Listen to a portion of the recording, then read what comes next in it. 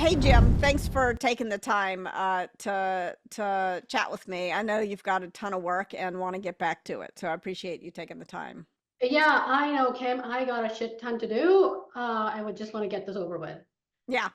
So I want to talk to you about your performance in meetings. I know you hate meetings. I don't love meetings either, but you are actually hurting your ability to get stuff done with the way you're behaving in those meetings because you are pissing off your colleagues and it makes them less likely to listen to you when you share your ideas, and your ideas are really important to the team.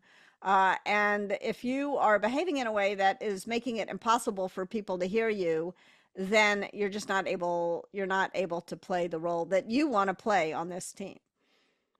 What are you talking about, Kim? Like, can you give me an example? Yeah, absolutely. So yesterday in the meeting, when when John was wrong about the about how to approach fixing his code, you corrected him in a way that was contemptuous of him, like he was an idiot.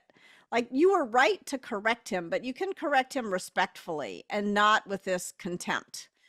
In fact, I'm going to send you after this meeting some data about what contempt does to your relationships and your ability to work with others. But Kim, you should be having this conversation with John. John is he's not a great engineer. He's a terrible engineer, and I think it's a mistake to keep him on the team. I find myself wasting more time in coaching him than I can in just getting his stuff done. Well, I think you're not aware of John's contributions. Let me go through the things that John has done so that you don't have to do them. So if we got rid of John, you would have to fix all the bugs. You would have to code the project that you told me yesterday you didn't want to work on. And so you are dependent on John in order to do the work that you want to do. You can't do it all. You're one person and you're dependent on a team in order to do the work that you want to do. John's doing a bunch of stuff you don't want to do. I love it. I love it. So, you know what? If I was in your shoes, what I would have done is gotten defensive. Mm-hmm. And I would have leaned on, but we're a team, we succeed as a team. Yeah. But you actually just honed in on John's contributions, which I love. Yeah, yeah. Well, and also, I mean, I think the key thing in those moments is to try to understand what's important to the jerk, right?